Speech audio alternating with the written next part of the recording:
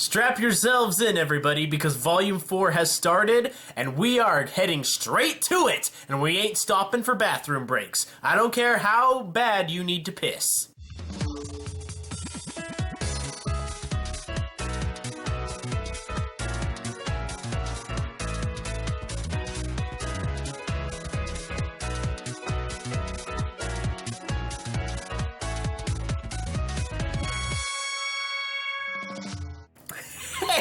Hey, everybody out there in YouTube land! Jake of the OneManBand is back again, and welcome to RWBY Volume 4 Episodic Breakdown / Reviews, Analysis, whatever you want to call it. RWBY Volume 4 has officially begun.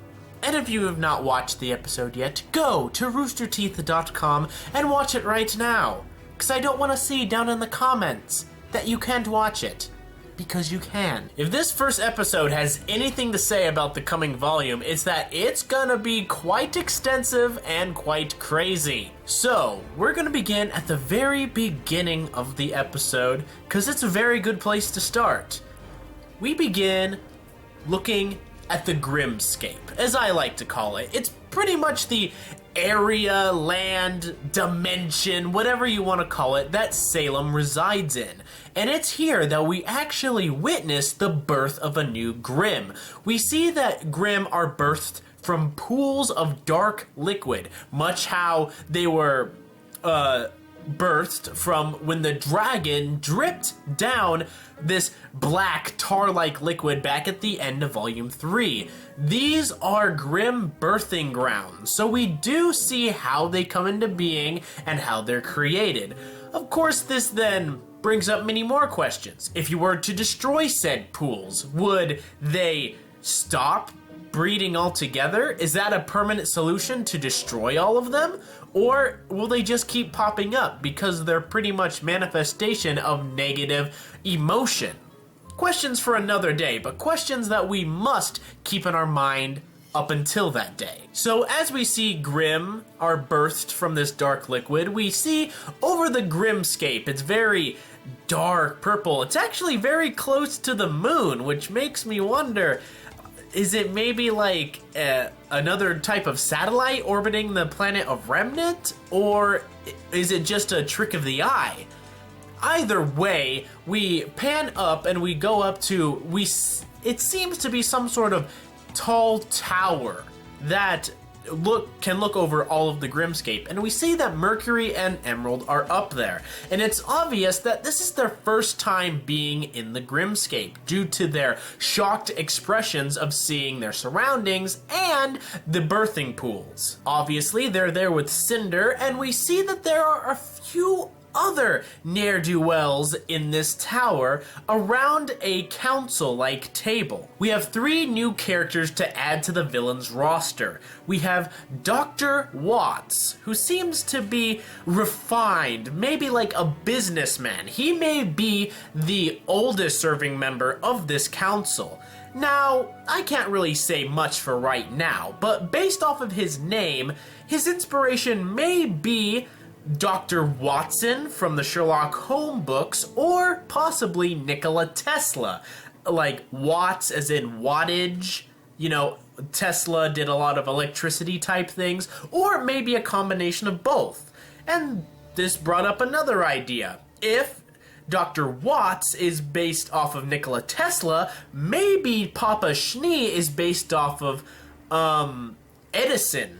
And maybe this Watts and Papa Schnee have some sort of rivalry with each other. This would kind of explain why he would be on this evil council to take down the Schnee Dust Company. We also see that there is Hazel, sort of this hulking, quiet brute of a guy. It's obvious that he only speaks when spoken to, or speaks when he needs to voice his opinion. He's not somebody to just prattle on about whatever. When we first see him, he has his eyes closed and he seems to be resting, which shows that he's very comfortable in this area and that he's very comfortable in what he does. He seems to be a loyal a loyal lapdog, someone who is loyal to this evil council and has been with them for a while. And based off of some things that we see later on in the episode, he may be part Faunus, but I'll get to that when the time is right. And the last member of this evil council to be introduced is Tyrion, this cackling, hunched over, just sort of like crazy, twitchy guy. I mean, he seems to be some form of assassin, I would say, or at least someone who enjoys in the killing or taking of life, or just being in battle in general.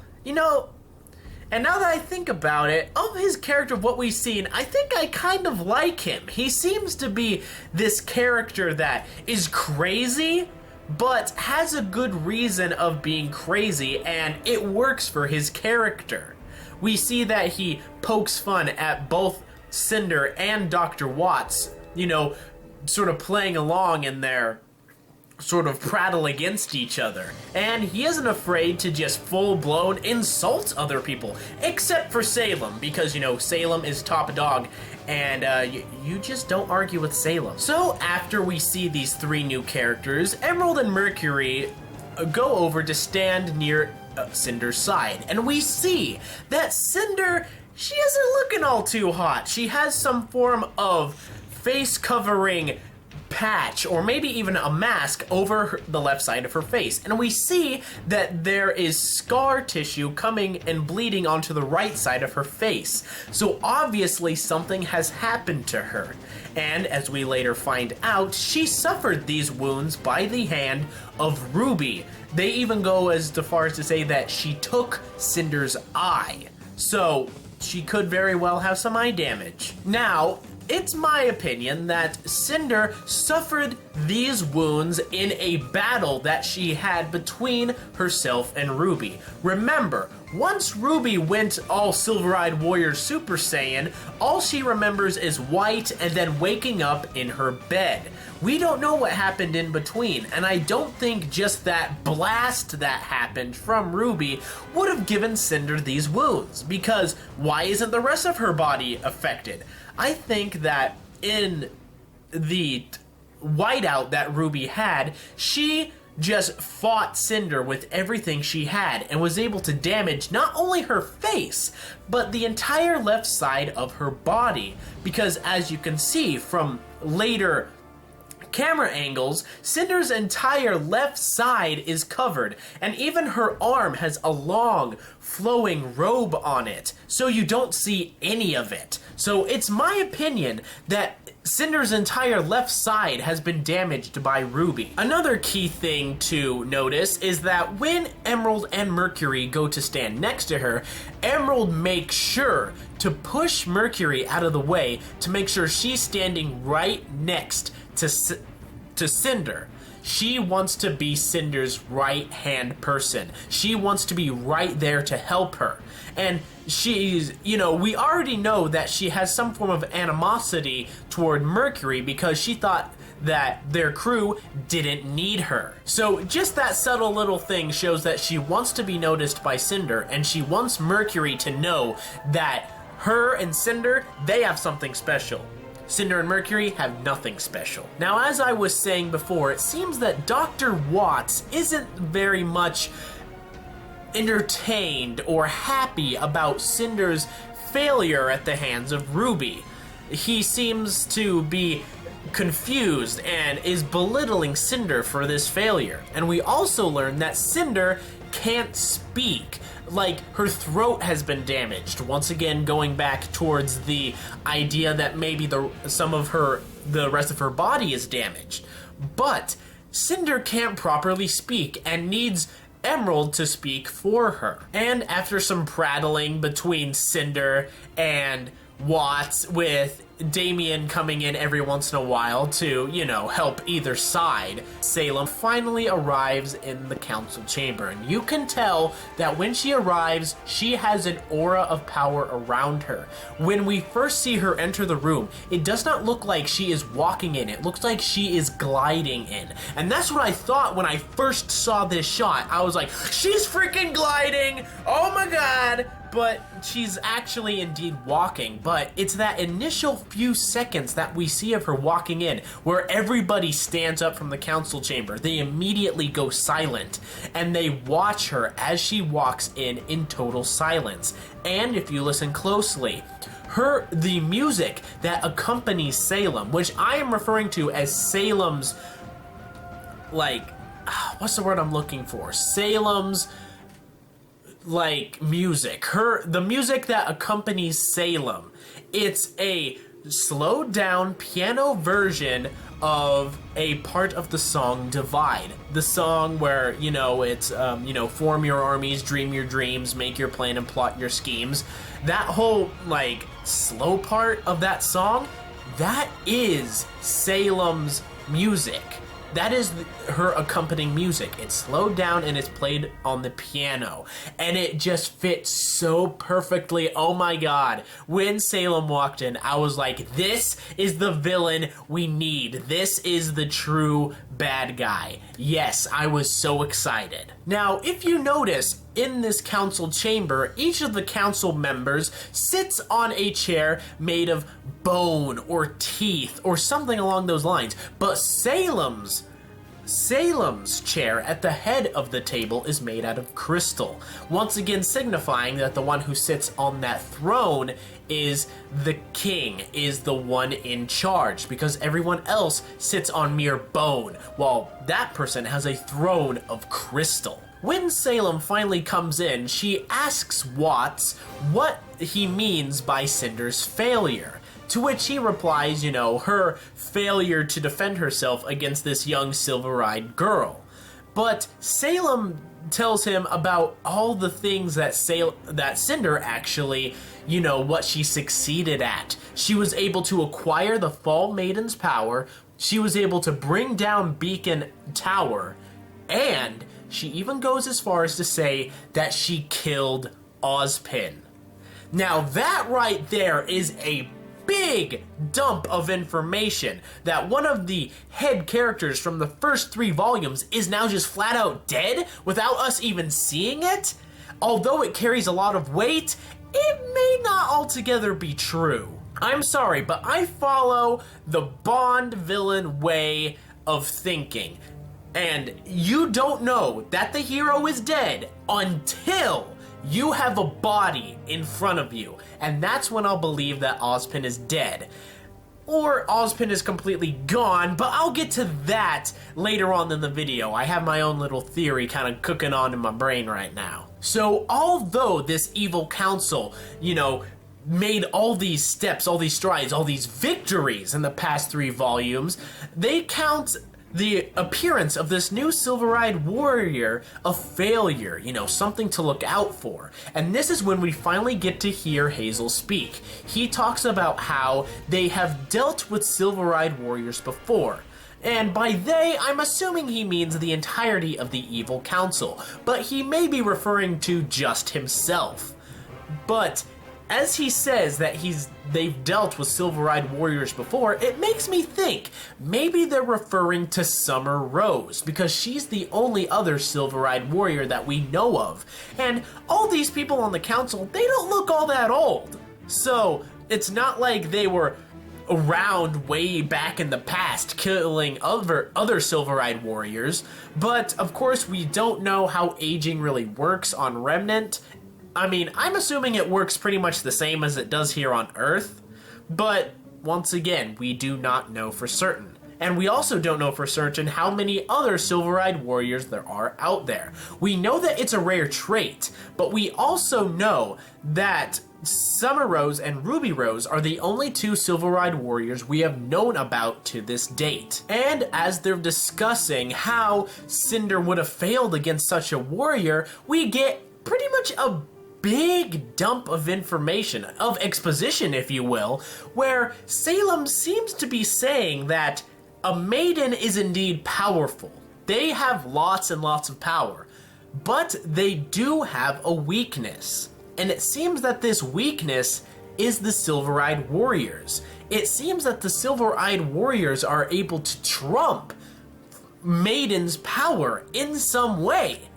Of course, we don't know how, or if that's even true, but by the way Salem describes what happened and how, you know, even though Cinder was powerful, she had a weakness against the Silver-Eyed Warrior. And it's due to this injury that Cinder has sustained, and due to the fact that Cinder is, in Salem's words, the key to their victory. Cinder is pretty much going to be taken out of the spotlight for a while and is going to stay in the Grimscape for some form of treatment. I'm not sure what kind of treatment this means, if it just means basic medical treatment or, you know, maybe like a Salem treatment where she's gonna become like Salem with like pale skin and the veins going on. I mean, we don't know. All we know is that Cinder is going to be out of the spotlight, staying in the Grimscape, and going under some sort of treatment that will make her better. And it's due to this that new plans are created and current plans just minorly change. Instead of Cinder going to Mistral and meeting up with a contact, it's going to be Dr. Watts who does this. So we're going to see him out in the world doing some nefarious stuff. We also learn that Darien was currently, up to this point, hunting for the Spring Maiden and trying to find her. Now, I'm not sure if he was just supposed to find her and then report back to Salem, or if he was supposed to find her and kill her. Because he's a man, so it's not like he can siphon the power out of the Spring Maiden into himself. I mean, I'm not sure if that's even possible. I think only a maiden's powers can only go to another girl. I don't know if it can be forcefully siphoned into a man, but I guess we'll just have to wait and see. In the meantime, Hazel is supposed to go and meet up with the White Fang leader. We learn here that Adam Taurus is indeed sort of a lackey in this evil council. He's at least answering to them because he's put together a meeting between Hazel and the White Fang leader. And this is why I believe that Hazel is at least part Faunus, because that would make sense for a Faunus to be a Faunus when the White Fang is so pro-Faunus and anti-human. Why would they listen to a human? Sure, they listened to Roman Torchwick, but, you know, he had a silver tongue and actually had something to give them. A name is also dumped during this time, Ciel Nakan. And I believe that this is the name of the White Fang leader because Salem tells Hazel to make sure that this Ciel Nakan stays loyal. And, of course, he's gonna go meet the White Fang leader. So, you know, put 2 and 2 together, get 5, and it appears that this Ciel Nakan is the White Fang leader. And once everybody gets their jobs, they're about to head off. But Cinder, she still wants to know, what about RWBY? You know, what about this girl that was able to damage me so? Are we just gonna let her go on about her way? To which Salem decides to change some plans. The Spring Maiden can wait. The Spring Maiden can wait. So we're not going to get to see the Spring Maiden at least right now. I don't think we're going to be seeing her for a while. But Tyrion is now going to be going after RWBY, and he's going to capture her and bring her to Salem. So we get to see... And although Tyrion is at first disappointed that he has to go and find this girl now, he quickly, you know, changes his tone and is just like, yeah, okay, I guess it'll work out. You know, I'll at least get to kill something. And we also learn that now that Beacon has fallen, Haven is next. Haven Academy is next. So we know what the evil council is targeting next, and they're definitely targeting the Huntsman Academies, because once again, the Huntsmen are the biggest obstacle for this evil council. Now, we may know what their immediate plans are right now, but we're not sure what they're going to grow into in the future. So we're going to have to keep a sharp eye out for all these characters and all of their plans. They put the Evil Council meeting at the beginning of this episode for a reason. They put it at the beginning of this episode so that we'll know what the bad guys are up to, and so we'll know what to look out for. And so we'll have to look out for them. Now, I know that the next part of the episode is waking up and we see like this random farm boy. And even though like it's not explained at all why this part of the episode is there, but I'm going to talk about that part of the episode at the end of this video because I have reasons for it. It's going to make sense, but we're just immediately going to go to Team Ranger out in the field. Now, at the beginning of this Team Ranger bit, we see that Ren and Nora are still pretty much themselves, still joking and making some meta humor about Team Junior and Team Ranger and how what the team should be called on like whatever the team makeup is like. I mean, that's honestly funny because everybody was kind of, you know, going crazy on like, well, what's the team gonna be called? What's all this? What's all this? And you know, it's just those meta humor jokes that are really, really funny. And as we can see, the remnants of Team Juniper are laying in wait for RWBY to arrive. They seem to be hunting something. They're hunting a Grimm, obviously. Jean tells them, you know, to stay quiet and, you know, get ready. And RWBY appears, followed by a giant golem Grimm. Or a wraith Grimm. It's called a Geist Grimm.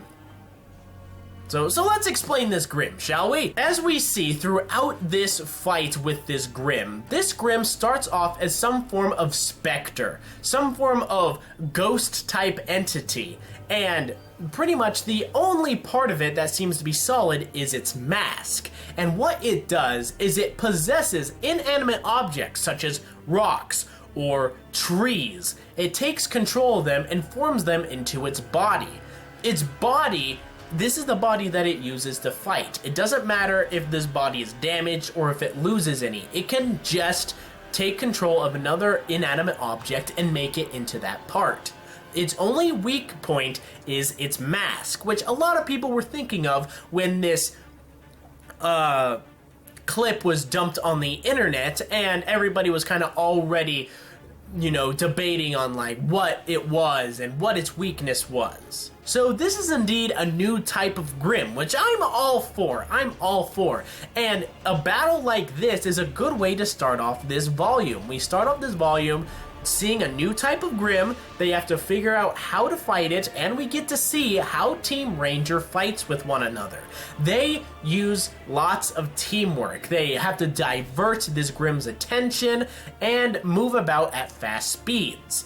Nora seems to be the only one strong enough in order to destroy parts of this Grimm, or to at least hit parts of this Grimm away, so it is forced to pick up new inanimate objects to be its limbs. As we see, Jean is defenseless. He doesn't have his weapon on him, so he's taken up the point of being the strategist, which he's kind of always been, but he isn't in the fight, which I guess makes a lot of sense. He doesn't have that much mobility, while the rest of Team Ranger does. So they're able to get around fast and divert this thing's attention, while Jean is able to come up with a plan. We see that there are a few upgrades to our heroes' weapons. Nora is able to pretty much rocket jump with her grenade launcher, although it just seems to be letting out a dust fart. And she's able to like lift herself into the air, you know, in doing that. I think it would have just been cooler if she would have used explosions from the dust rounds to lift herself up into the air instead of this dust fart thing. It just seemed kind of silly to me, even for Nora's standards. We also see that Nora is able to power up her hammer with electricity, which I'm pretty sure is either generated from herself or generated from the hammer, but either way, they're powering each other up. And it's due to this power-up that she's able to knock away one of the Grimm's limbs.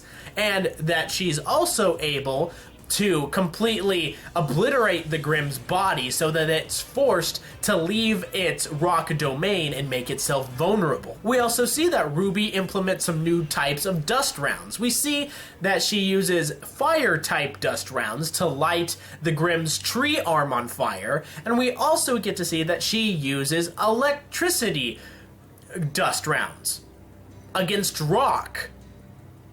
I don't see the logic there at all. I think it would have been a lot better if she would have shot Nora with the electricity dust rounds, empowering her with that electricity, and then just sending Nora in. I mean, electricity doesn't do good against rock. I mean, that's how Pokemon works, right? So aside from the team being able to work well together and some new toys that they have, this battle is pretty much run-of-the-mill. You know, we have our heroes, we have our bad guy, they defeat the bad guy, pretty much no sweat. You know, small wounds. Jean gets hit a lot, but you know, he can take it. Afterwards, we learn that Team Ranger was actually hunting down this Grimm because it was tormenting a nearby village, which makes sense because they are huntsmen and they do indeed need to make money while they're traveling from Vale to Mistral. So obviously they're probably going to take up some odd jobs killing Grimm because that's what they strive at. And I guess it would kind of make sense why they've taken anywhere from 6 to 8 months to get this far, because they probably had to stop every once in a while, help out a village, make some money, or maybe rest up if they got some grievous wounds. We see that this is a village that lies outside of the kingdoms, and even though the kingdoms would be safer to live in, these people have their own way of life, and we see that their dress is very robe-like, maybe even a little bit oriental in nature. And that's, you know, perfectly normal because as we saw from the World of Remnant video, Mistral has a very diverse culture, and I'm going to talk more about that in the actual World of Remnant video that I'm going to be making. So we see that they're pretty much set in their ways and they know how to live off of the land out there. They may need help from time to time from a huntsman, but for the most part, they're content with where they're living. We also see that the reason Jean was weaponless during this encounter is because his weapons are currently being upgraded at the local blacksmith, as well as getting some new armor. And my friends, it is at this point in the episode that one of the longest questions of RWBY is revealed. What is under Jean's armor? It's a bunny. It's a bunny rabbit. It's Pumpkin Pete. Yeah.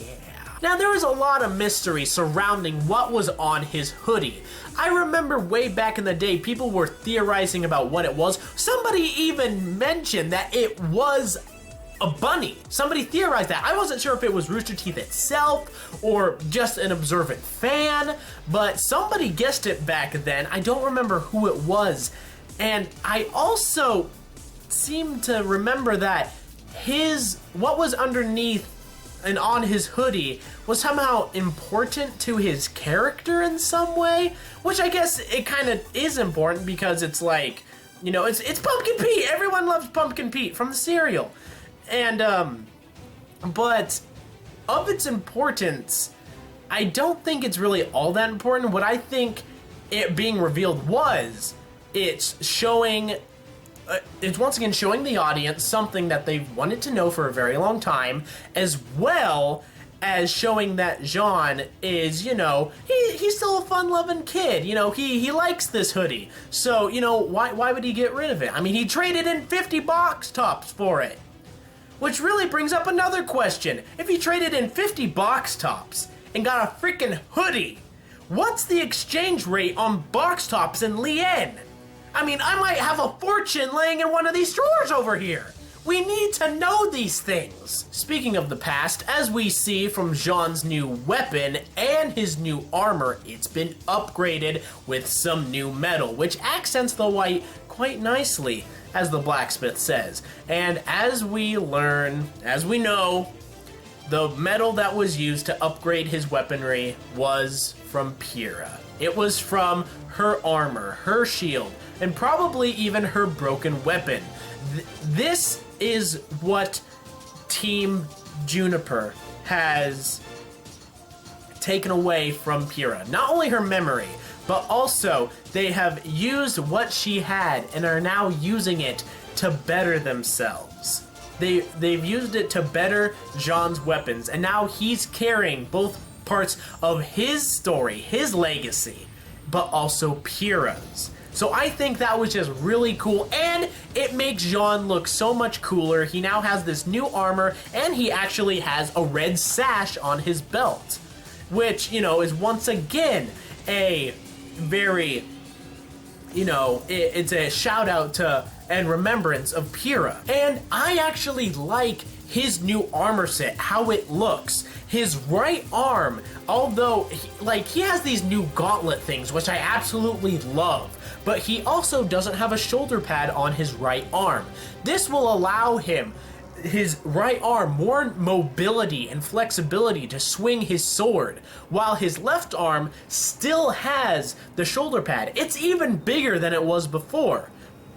That way, he has more protection when he brings his shield up. His shield protects this part of his arm, while his shoulder guard protects that part of his arm. He's becoming more of what a knight should be, you know, high mobility in the sword arm, but real defensive in the shield arm. You know, it's just little things like that that I absolutely love about the little details of RWBY, is when you're just able to see little details and make out all these like super cool things. We also learn that Team Ranger is heading toward a place called Xion Village. And the village that they're currently in hasn't had contact with them in a while, but it is said that they have a working airship, which means that the travel time from here to Mistral is going to be cut in half, at least, which means that they're going to make it to the kingdom at a much faster rate.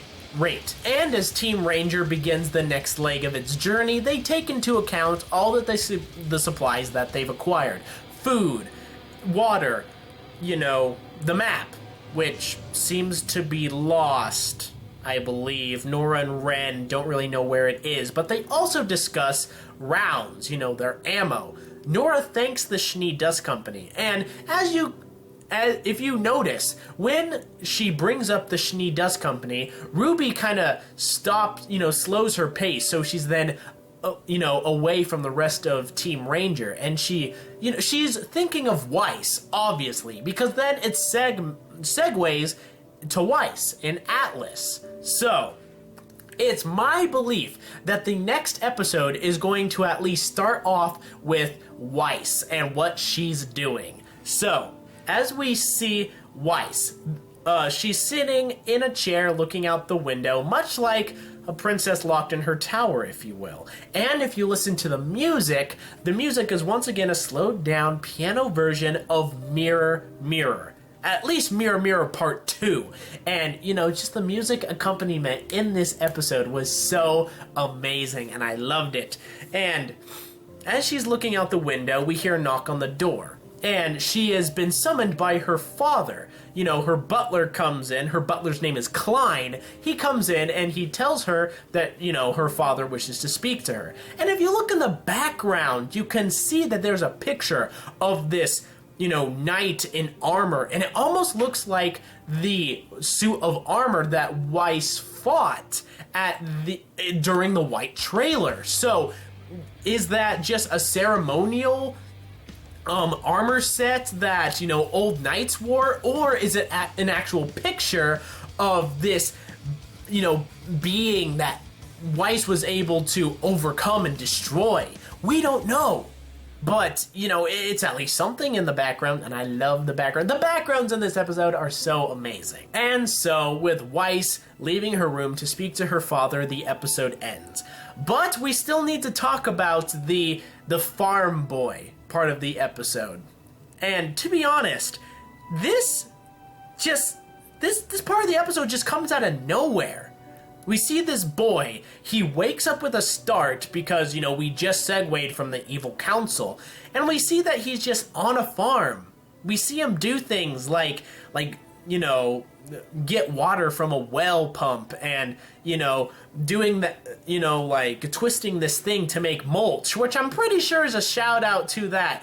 board game that was in RWBY Chibi, the Mulch board game. And, you know, it would make sense. Aha, it's a funny little thing. But the big question for this part of the episode is why? Why is this in there? Why is it even in there? We don't know who this kid is. Is he gonna be important? We don't know. He doesn't even say anything. All we hear is a few grunts from him. How is he important? Why is this in our RWBY episode? Our first RWBY episode. Which, of course, got me thinking. Obviously, if this is in the episode, if this is in any episode, it's going to be important. But why? Why is this child so important? Let's take a look at him. Let's break him down. He doesn't have silver eyes, so he can't be a silver-eyed warrior. He isn't a girl, so he can't be a maiden. We see that he's on this farm, but we don't see anybody else on the farm. So is he alone? We also see that he is, you know, his bedroom is at the very top of this barn that is only accessible from a ladder. So that might be like a Grim defense. He's able to get up there, knock down the ladder, and then just wait out a Grim attack. That's what I think it is. But why is he here? Why is he important? Which brings me back to something that Salem said. Ozpin is dead. But is he? We know that the Seasonal Maiden's powers transfer from person to person when they die. What if Ozpin's power, or his being, can do the same thing? And what if this child now houses Ozpin's soul, or Ozpin's powers? Or what if this is Ozpin, but when he was a child, back before the Great War, and it's sort of like a flashback, and it's gonna tell the story, maybe of how Ozpin met Salem and how they ended up hating each other. This part of the episode, while although is totally random and from out of nowhere, brings up so many more questions than what is answered. The only thing that will answer these questions is if we continue to watch the show. Is if we continue to watch Volume 4. So far with Volume 4, although the animation is getting a little bit, it's gonna take me a while to get fully used to it, I found myself enjoying this new render, this new animation. It was fine to me, because for the most part, I'm looking at the characters. I'm looking at what's going on. I want to know what's going on with the characters. I'm not really so much worried about the animation, if you will. I know some people are divided on it. I know people are going to be divided on Volume 4. But for the most part, I think it's good. I think it's good, where we're going with this series. Where we're going now. What kind of strides the story is going to be taking. All I can say, I'm excited for Volume 4. I hope you guys are excited for Volume 4. And, well, I got my work cut out for me. But all you guys have to do is watch. You guys have the easy job, don't you? Hey everybody! I just want to say thanks for watching this video. Volume 4 has officially begun, so I'm going to be putting out episodic reviews every single week, 2 days after it's going to be available for me, and 1 day after it's going to be available for everyone else at the Rooster Teeth site.